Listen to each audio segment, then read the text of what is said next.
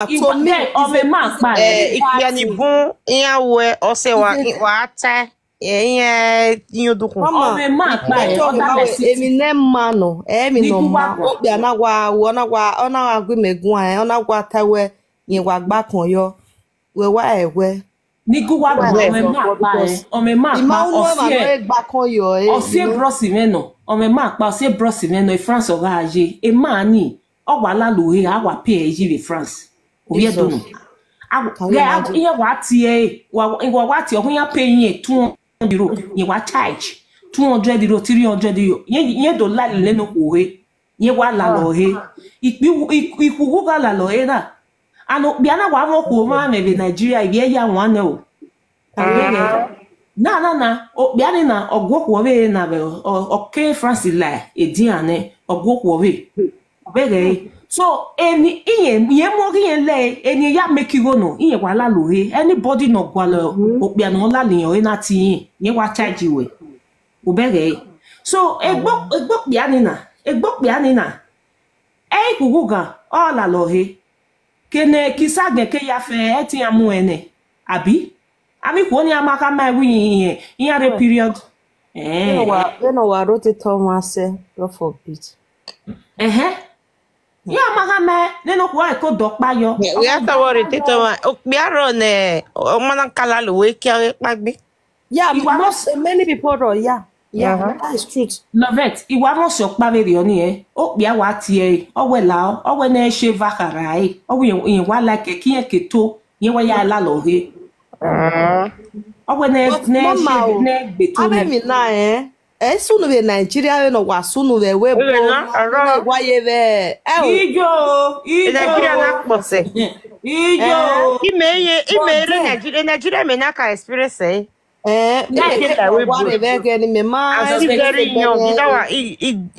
this virgin he say a first boyfriend we are under 3 months ina le love ke travel okpiana wo Nigeria when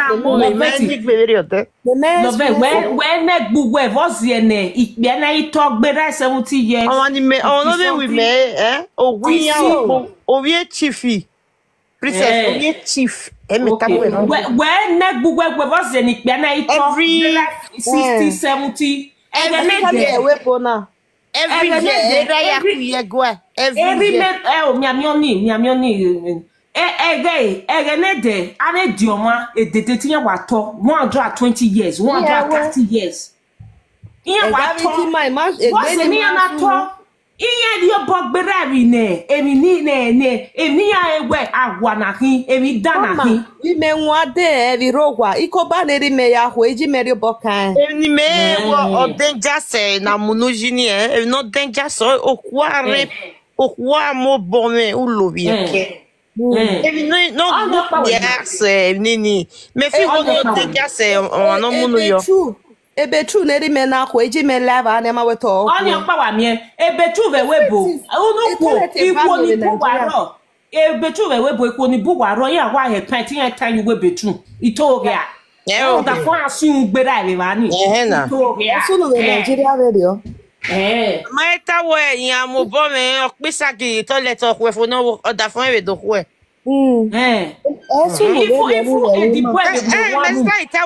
Nigeria na isunu se one room ela lady ave her party for no see you Nigeria why ya fefe na ibolo we na be tru makpagbo ya na hwe why ya ohono ga latest ohono ga machine okay this is for men this is no error wow a restaurant ana where ladies men where let toilet in restaurant so why na ibona latest house bedroom why tawa agboya lue o wana ibona that go me bedroom wo wow except that maybe you want it bedroom that go wa me bedroom wo wa all your rooms so the one room opanya je na different room ya yes, na ya ready say room. Bedroom paru wani.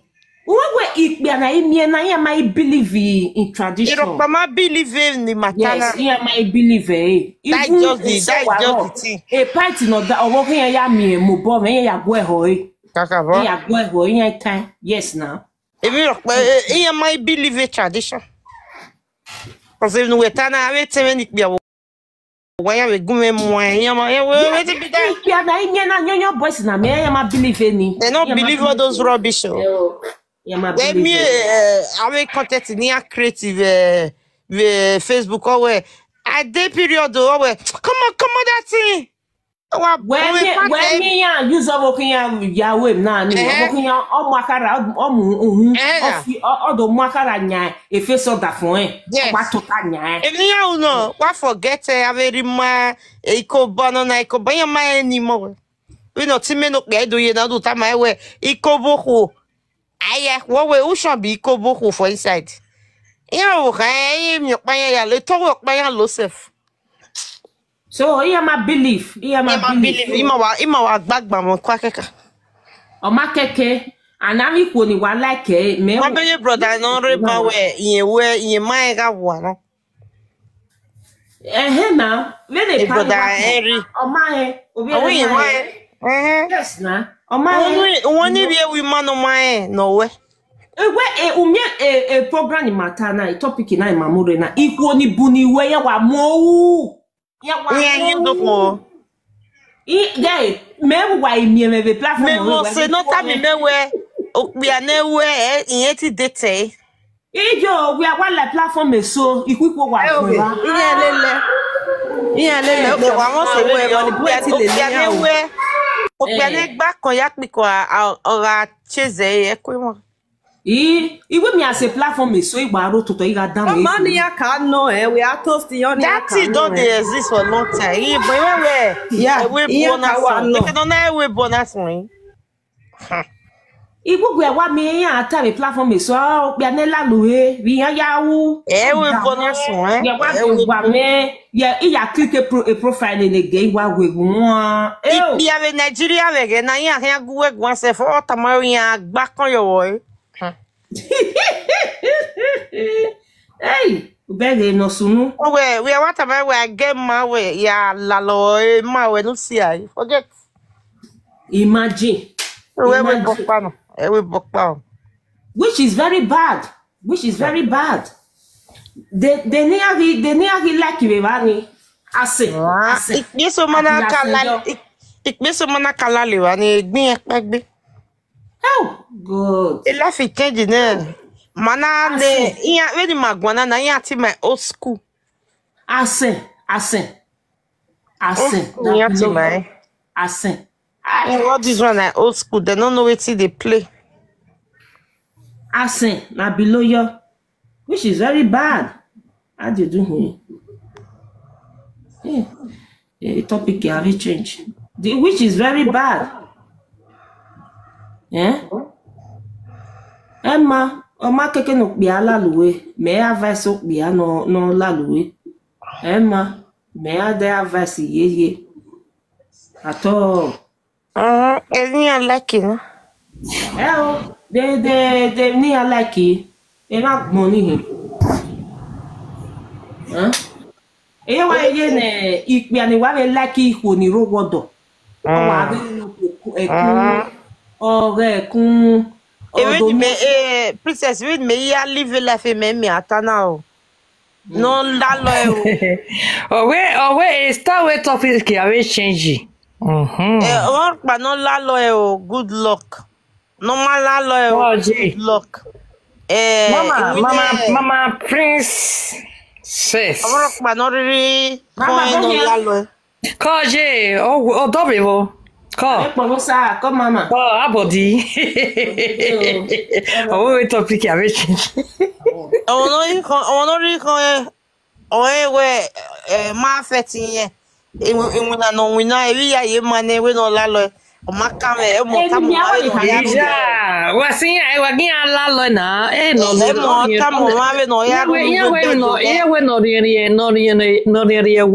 o gbewe won ba won ta we evi no keep home ye You know, keep a relationship in here. So Dede, o to me go make twist ani.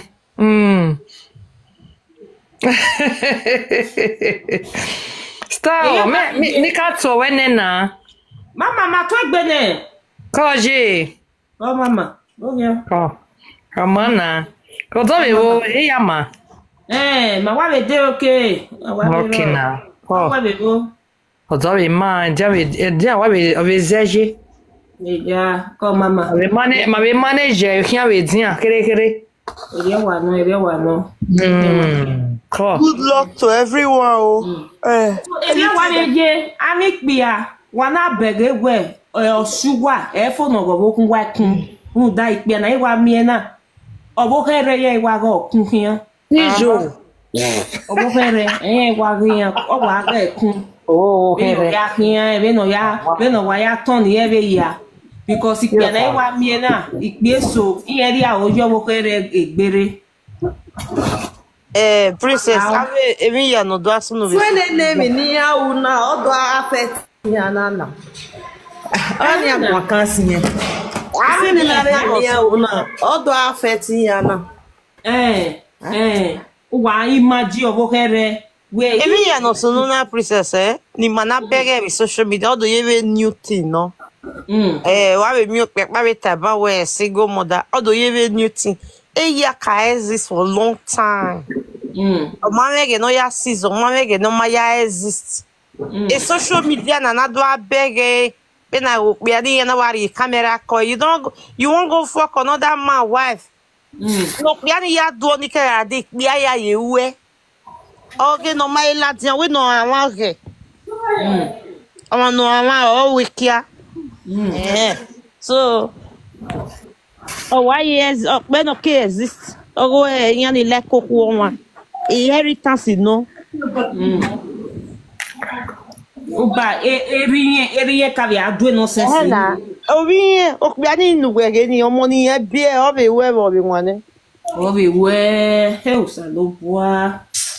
Lo boa. Voilà ne na bia oje igbi ko ni ro godo re. We na e wo gugwe o ma mose o ma de. We wa bi adelu pon bi ogu e o bi agaj o ma understand debe me ekun e o me ni awon ya we gala posh e ye kewe si eta me mewe yan la o ne duuma ya mekun Wala wo wa to mu mere ya wa mu mere ya na no ko bi amekun o bi ame o too much igbe mama because o too much igbe o ya to so ko no ro wodo ane ikwe so wa le ro especially Italy why go Italy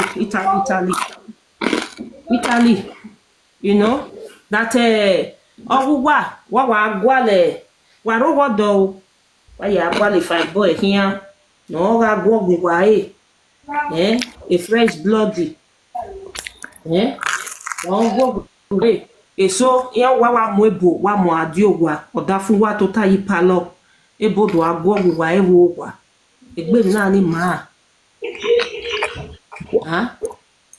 ano yani na we mata so wa Lawo de we bezo mata so wa then ni ka wa via o da we o ede no o wa to ta ipalo bi ave do agwo we do mojo bi ave do do asanya digo and when sister when I feel what bi ani love you o ma love you e man e wa kokigo ne bo we o ya ri oku ne na ma ri obo kan in Nigeria. That is why you see some men they go to Nigeria. Oh bena Ona me with be so ya ri Nigeria ya mara oku obe. City me mana owo no more than for ke Nigeria re. Why E man ni na ya ha mo ma me ego ku na o wa de be ni yen wa le si aye. Obi omeva ni mana ni. Then ma we gun na a brother lebo wo be jemi. E ma wa gun na. O lebo wo be ne be jemi. Toujours. And we not let Buna ve Gemina. Eto na ma ego okwomo a man like Nigeria real. Eto ma Il va boire like il va boire like when I go with me your dog sister. Ouais. I TikTok man na. Oh I TikTok man. When I you back not okay si go mother. Ah, we mo dia no ma mure umulawa. Il veut talk bell. Then yes na adwe rubbish na. Okwowe, okwowe mi ewe ve Jamie. Eria no. Oh, bon. Il va boire like Okwo bien the man ni o wa say 20 ve webo. Il veut talk bell. Eh, ma ta no de platform se mo pa. Be avec pour no we. On ma mi me. On ma mon me. Go go bell. Business, e gbo ko we de ale ni an. Ijo. Avec pour no pa we. No, person snatch ma on. No, person snatch ma on. No work. You know na gba your comment section. Cost nice. Small. Well, cause and small. Mama Gugwa. No, we should be cause and small. The man deserve cause. One woman will carry you come for Nigeria. The head, you go run, leave the woman, go follow another woman. Will be say no suffer carrying. You know, you go to carry person pass flight. You know how much? Carry person pass flight. Do you know how much? With the woman. Gather that money. In fact, you just say the woman not get brothers, he not get sister for his state. He get now. Why not carry a brother come? Why not carry a sister come? But he can't decide. Say okay, make it carry the man where she love. Make it carry her come. Why it can't be so now? Where they bongo? All these men where they Nigeria. Why not they just pretend they follow people? Also with the women where they bongo. Una they just pretend they follow people where they Europe. Don't because say now come Europe, but we don't love we where they Europe. No, not love we, but because of that money, now make una love us. Una not get one single love for us. I they blame some of our people where we say they go come they marry una.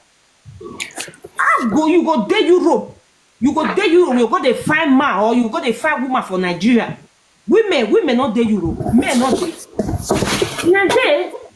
Oh wait. Ma osi eliana be gbiyan yo. Na le fiyan. Osi eliana be gbiyan yo me wa like wa do gere we bona ibi ayi to. Iko to se because e bin dan ya o. He said some of the women. This man says some of the women not get character. They die one now. Woman will not get character, but he use money to carry you come from Nigeria. Now you want not say she not get character. When she spend her own money, take carry you come from Nigeria. Now you want to say she not get character. They die one. But when you they talk to her for video call, she they call Nigeria, come they see you. They spend time with you. Why you not talk say she not get character that time? Answer me. Well, so we bona be I will say. You know they come Nigeria, they spend time with the man. No, why the man not run when he did Nigeria? Why the man not run when the man did Nigeria? Why he not run leave the woman? Because the woman they come Nigeria. When the man never carry, why you not run? Eh, don't see the character that time. Now when the woman come carry the man come. Now the man come no say not get character. You for the man want run the benefit where you want get. Okay, that means una wey be the men not still get character for Europe. We go they bring women come from Nigeria.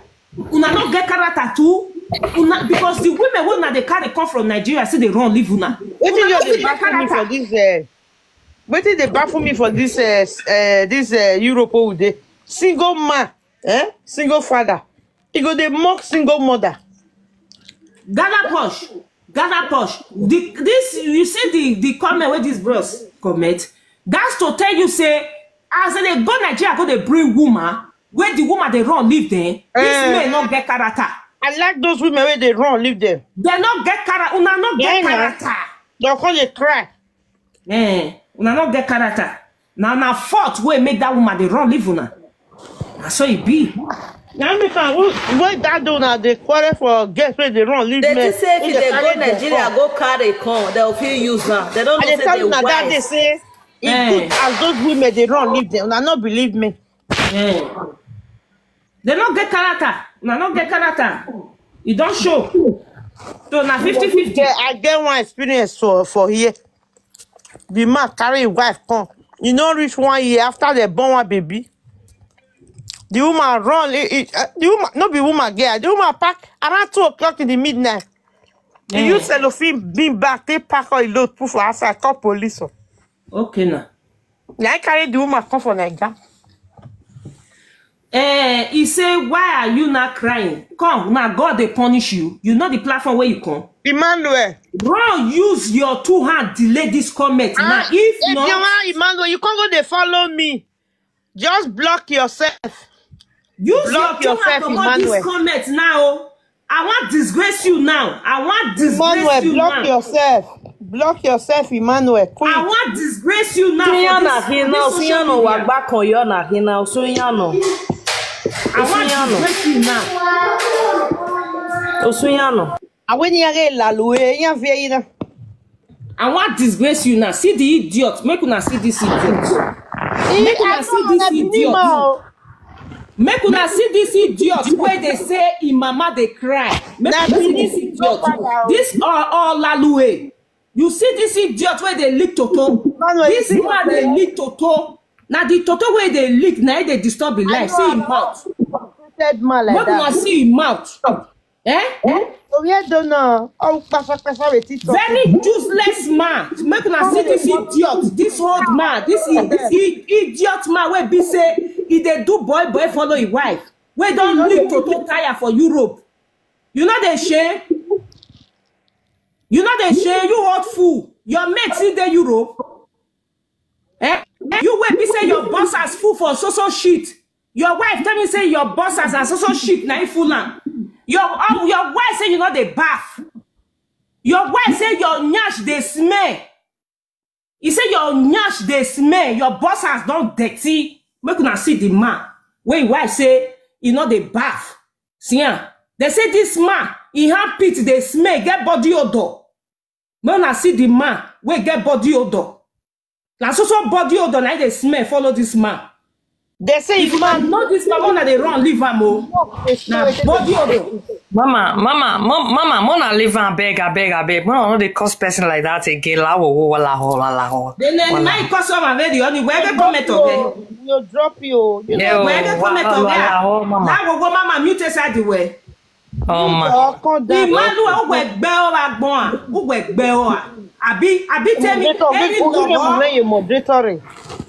Every logo. Emmanuel, who we gbe o wa gbon a body odor. Everybody I listen to you. Who be the mayor? You be man. Who be the mayor? Are you a mayor? Are you a mayor? You be mayor. You not be mayor. You be mayor. You be mayor. You be mayor. Emmanuel, you be mayor. You be mayor. You be You say that to carry bola for brick. Now be man. Yeah. He block you way. He went no abere this. Now we block every man. We way. Everybody odor. Unu we anu yala luelele ya. Oh la luelele ya here. Everybody odor. Obo kan wo e bossa. Owe bossa wo we to gwi. Awon wa ke la lue. O do agbero bi tie ma. Ti wo bossa we sisan. Owo we bossa we. Owo ku e. Mama so was boy camp or J campi. Ijo.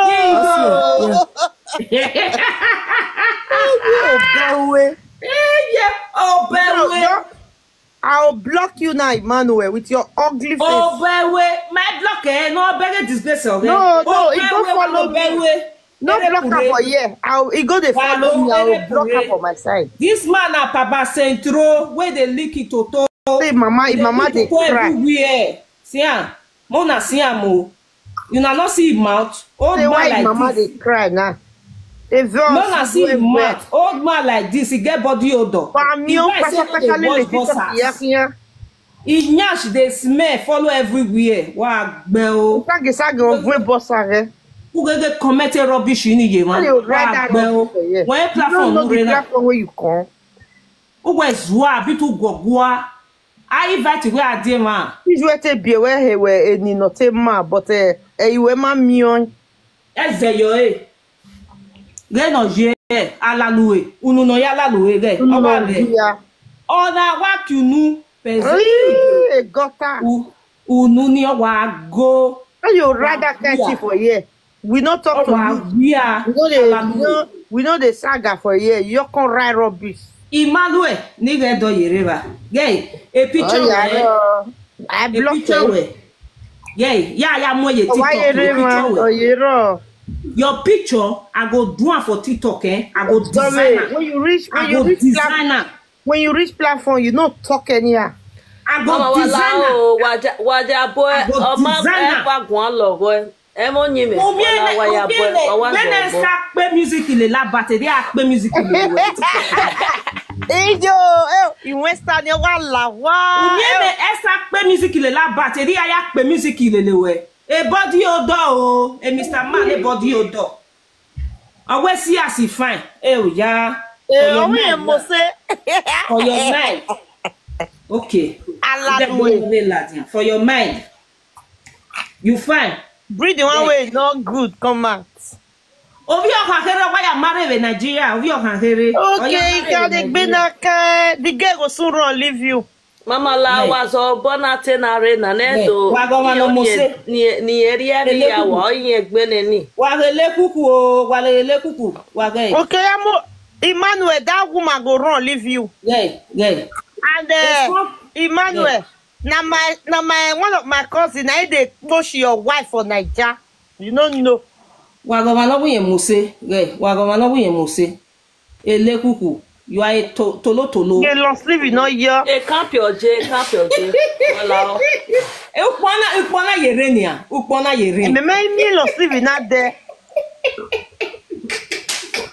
Ukpona yerenia.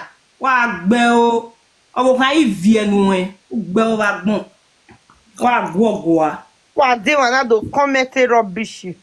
It's not good. Wa marry in Nigeria ge.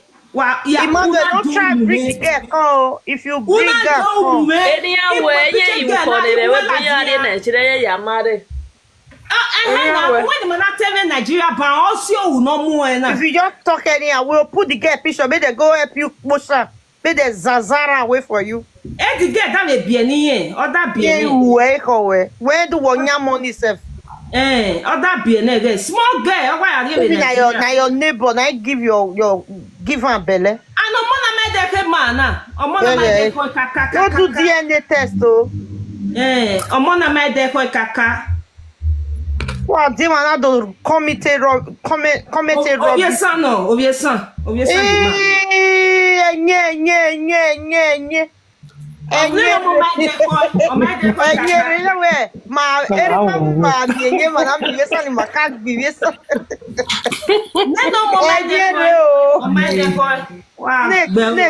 come.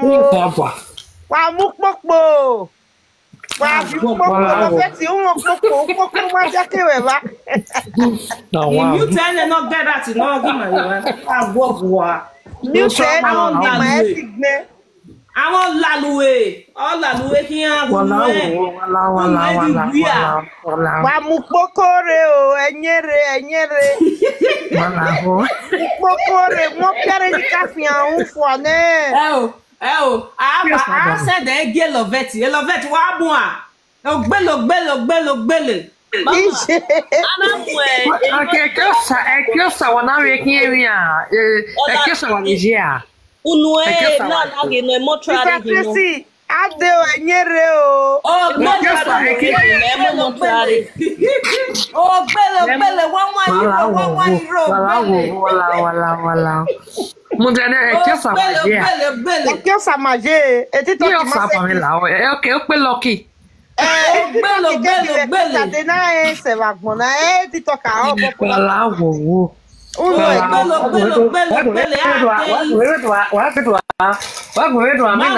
you can't type ban. You want to change the topic now. Change topic now. Ai no ma.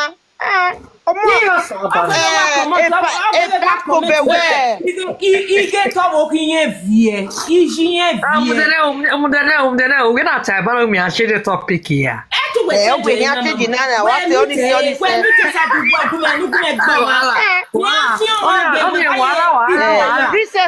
Princess o e pa ko be we omo anisandan. O we yi san. O we ye be no e be dan ya kiyan onisan. Kakabo. Iye nisandan. Mama Feti wa da ogbele won wa yi ro.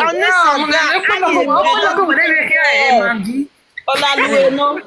E mo try no eyin. Bouquet. Comment le chef fois? Bouquet. Comment le chef non? Ogbele. Say to you. Me na peacemaker. Manike troublemaker making. Ma waro ima, ma egu ma kawe. Iji bana. Mama Dedeo. Iwi ti ya gbe mi wo Emmanuel. Ije o. Mudia mama.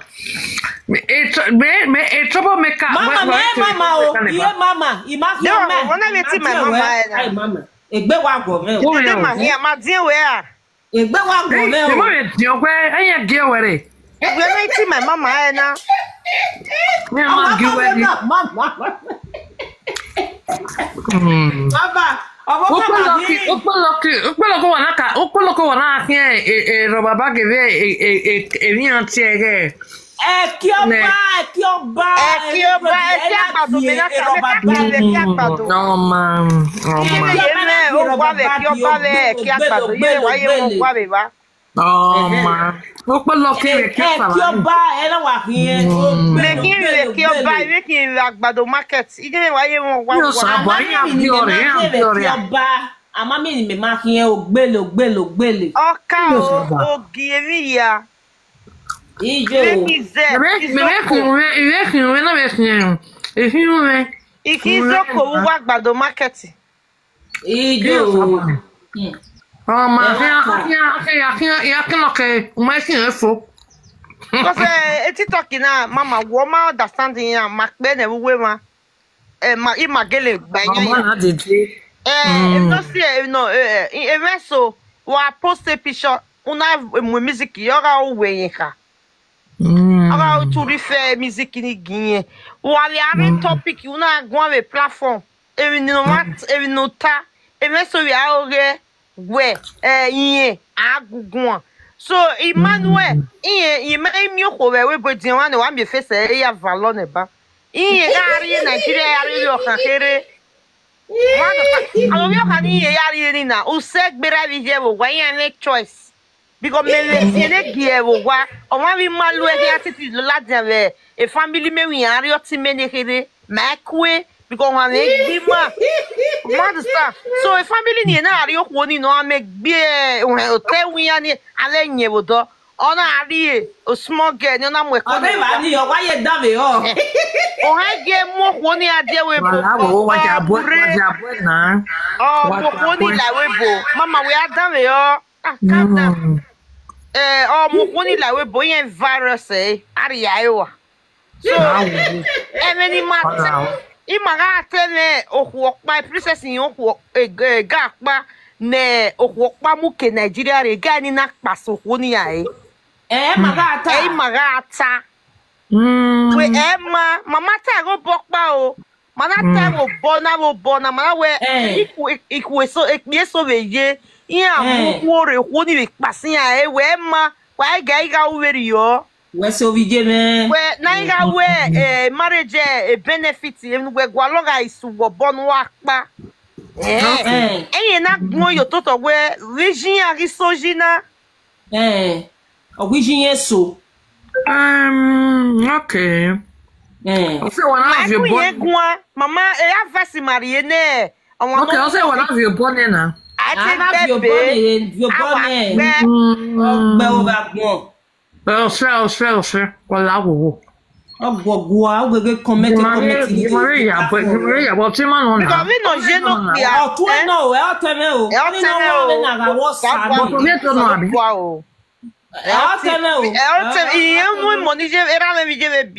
Ovie Togo, Congo, ovie Congo no. Imagine que ovie Congo. Congo.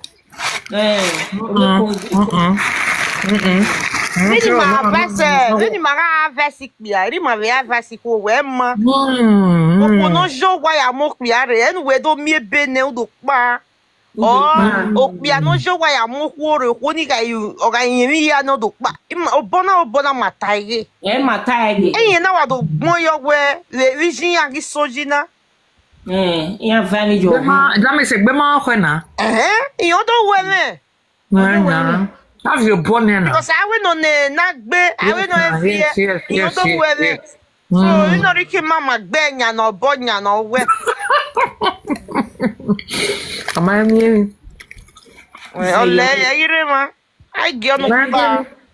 Marina, I wait to talk here. Mana juwe ave prise. Mare saga no ton. Ne wake na ma ko wa elafi emoji. Amuyo. Emoji wa mo elafi emoji yo. Mana me take so elafi emoji ave si ebo saga. Ni am stop bo saga me leli ya nevo. One on one with platform. E mata. My bien. Are que não understand. Ça pas ton elle j'ai platform même hein. If you not interested well, not disagree. Wetin you do? Exactly. Why you look who come you to ya or say turn we ya ti gwan yo ah. Emmanuel, the picture me ma be there. Emi ya gba we mo kun were. You we only show we kan we. Oh, get down we. Emi ya gba, look at me. This me. Oh, get down we. Ya mi we to ya kan wa fe. Oh, go there. Emi ya gba. Mo we ya jibo mi we. Na ya mo ask girl. Imagine mo la dem do wo because I love children. Mi ya ge mi yin leli me bana. Ya ge we ya we no ge ege o mu me. E ma le gbe.